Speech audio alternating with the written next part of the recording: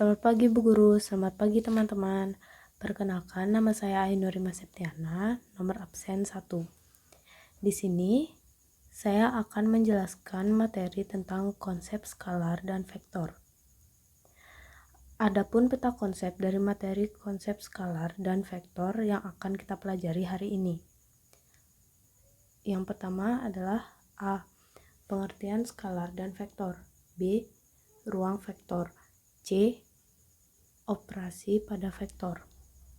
Sesuai dengan peta konsep tadi, maka materi pertama yang akan kita pelajari yaitu A. Pengertian skalar dan vektor. Skalar adalah besaran yang tidak mempunyai arah tetapi mempunyai nilai. Misalnya panjang, massa, suhu, volume, dan sebagainya. Sedangkan vektor merupakan besaran yang memiliki nilai dan arah.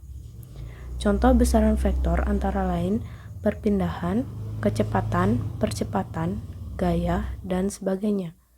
Sebuah vektor dapat dinyatakan dalam lambang huruf besar yang dicetak tebal atau dapat juga ditulis dengan satu huruf yang diberi tanda anak panah.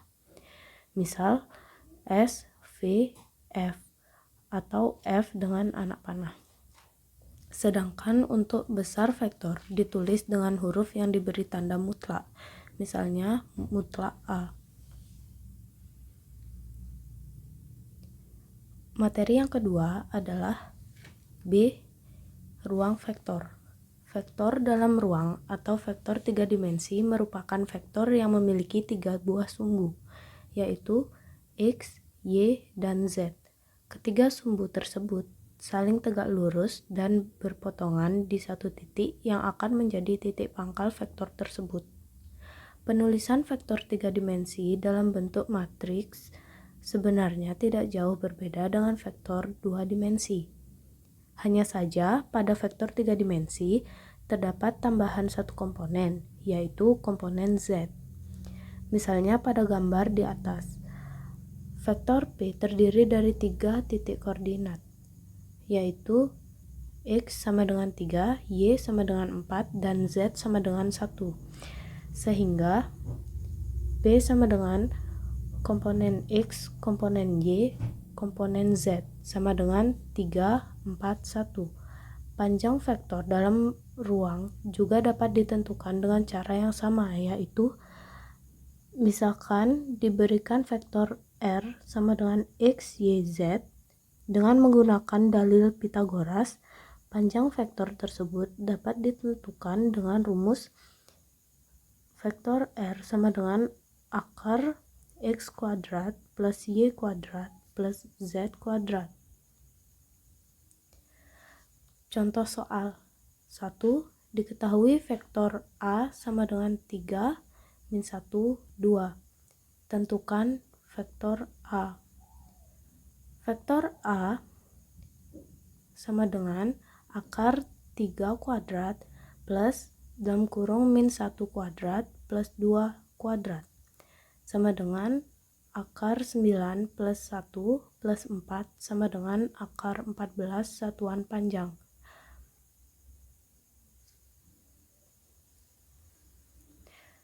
Dan materi yang terakhir adalah C. Operasi pada vektor. 1. Penjumlahan vektor. A. Metode geometris. Penjumlahan vektor dengan metode geometris dilakukan dengan menyatakan vektor ke dalam diagram yang berupa anak panah yang disesuaikan skalanya. Terdapat beberapa metode dalam penjumlahan vektor metode geometri, yaitu 1. Metode segitiga. Metode segitiga merupakan metode penjumlahan vektor dengan menempatkan pangkal vektor kedua pada ujung vektor pertama. Hasil penjumlahan vektornya yaitu vektor yang memiliki pangkal di titik pangkal vektor pertama dan ujung di ujung vektor kedua. Misalkan terdapat 2 vektor A dan B. Maka penjumlahan kedua vektor tersebut dengan metode segitiga adalah sebagai berikut. R sama dengan A plus B, R sama dengan B plus A. 2. Metode jejar genjang. Metode jejar genjang merupakan metode penjumlahan dua vektor yang ditempatkan pada titik pangkal yang sama, sehingga hasil kedua vektornya merupakan diagonal jejar genjang. Misalkan, terdapat dua vektor A dan B, maka penjumlahan kedua vektor tersebut dengan metode jejar genjang adalah sebagai berikut. R sama dengan A plus B, R sama dengan A plus B. 3. Metode poligon. Metode poligon merupakan metode penjumlahan dua vektor atau lebih. Metode ini dilakukan dengan cara menempatkan pangkal vektor kedua pada ujung vektor pertama, kemudian menempatkan pangkal vektor ketiga di ujung vektor kedua, dan seterusnya. Resultan dari penjumlahan vektor-vektor tersebut adalah vektor yang berpangkal di pangkal vektor pertama dan berujung di ujung vektor akhir. Misalkan terdapat 3 vektor A, B, dan C, maka penjumlahan ketiga vektor tersebut dengan metode poligon adalah sebagai berikut. R sama dengan A plus B plus C. Penjumlahan vektor berlaku hukum komutatif. A plus B sama dengan B plus A, dan hukum asosiatif. A plus dalam kurung B plus C sama dengan dalam kurung A plus B plus C. B. Metode analitis. Metode analitis adalah metode yang digunakan untuk menentukan besar resultan vektor secara matematis dengan menggunakan rumus. Adapun rumus yang digunakan merupakan rumus kosinus atau cos untuk menentukan besar resultan vektor, dan rumus sinus atau sin untuk menentukan arah resultan vektor. Rumus mencari besar resultan vektor sebagai berikut. R kuadrat sama dengan F1 kuadrat plus F2 kuadrat plus 2 dikali F1 dikali F2 dikali cos alpha. Dan rumus mencari arah resultan vektor adalah R per sin alpha sama dengan F1 per sin dalam kurung alpha dikurang beta sama dengan F2 per sin beta. Contoh soal 1. Dua buah vektor gaya masing-masing F1 sama dengan 4n dan F2 sama dengan 10n. Kedua vektor mengapit sudut 60 derajat. Tentukan resultan kedua vektor tersebut. Diketahui tan sama dengan 60 derajat, F1 sama dengan 4n, F2 sama dengan 10n, ditanya R sama dengan titik-titik. R sama dengan akar F1 kuadrat plus F2 kuadrat ditambah 2 dikali F1 dikali F2 dikali cos tan sama dengan akar 4 kuadrat ditambah 10 kuadrat ditambah 2 dikali 4 dikali 10 dikali cos 60 derajat sama dengan akar 16 ditambah 100 ditambah 80 dikali 0,5. Dan jawaban dari resultan kedua vektor tersebut adalah akar 156n. Adapun pengantar trigonometri yang berisi sudut-sudut istimewa seperti yang bisa kalian lihat di slide. Dan juga kalian bisa screenshot jika kalian mau. 2. Pengurangan vektor. Diketahui vektor A dan B, pengurangan vektor A dikurang B dapat dinyatakan dalam bentuk penjumlahan vektor A plus min B. Dengan vektor min B adalah vektor yang panjangnya sama dengan vektor B dan arahnya berlawanan dengan vektor B.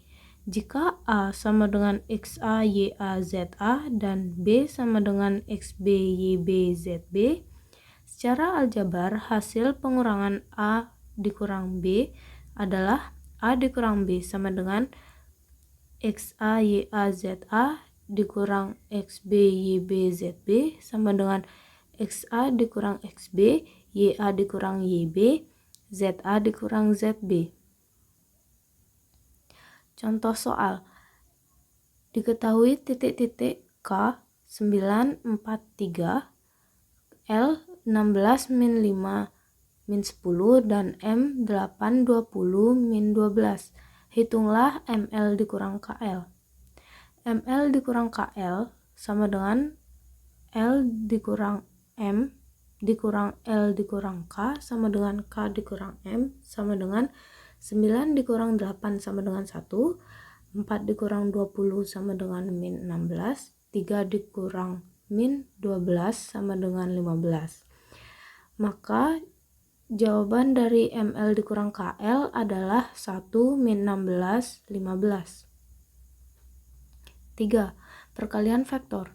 A. Perkalian vektor dengan bilangan real. Diketahui vektor A dan K elemen dari R.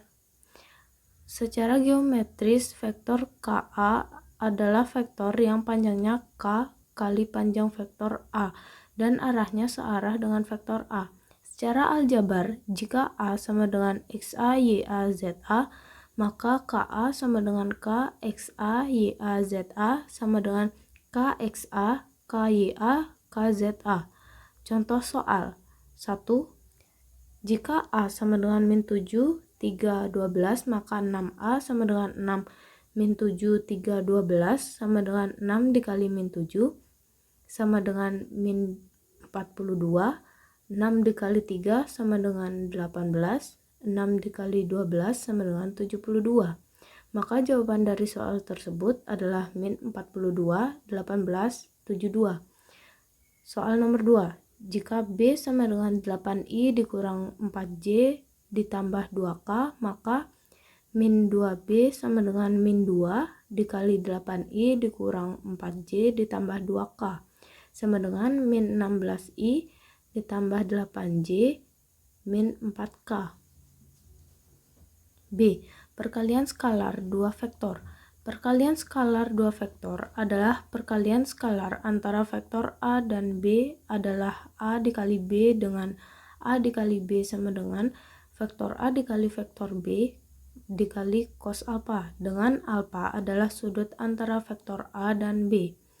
Jika A sama dengan XA, YA, ZA dan B sama dengan XB, YB, ZB, maka A dikali B sama dengan XA dikali XB ditambah YA dikali YB ditambah ZA dikali ZB. Sifat-sifat perkalian skalar yaitu 1. A dikali B sama dengan B dikali A. 2. A dikali dalam kurung B ditambah C sama dengan A dikali B ditambah A dikali C. 3. A dikali A sama dengan A kuadrat. 4. A dikali B sama dengan 0 jika dan hanya jika A sama dengan 0 atau B sama dengan 0 atau A tegak lurus dengan B. Contoh soal 1. Diketahui vektor A sama dengan 5 dan vektor B sama dengan 12. Sudut antara vektor A dan B adalah 60 derajat. Hitunglah A dikali B. Jika vektor A sama dengan 5 dan vektor B sama dengan 12, sudut antara vektor A dan B adalah 60 derajat, maka A dikali B sama dengan vektor A dikali vektor B cos alpha sama dengan 5 dikali 12 dikali cos 60 derajat. Maka jawaban dari soal tersebut adalah 15 dikali 12 dikali setengah sama dengan 30.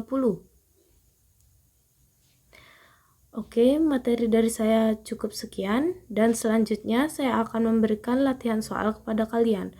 Kalian dapat screenshot latihan soal ini dan kalian juga dapat mengerjakannya di buku latihan.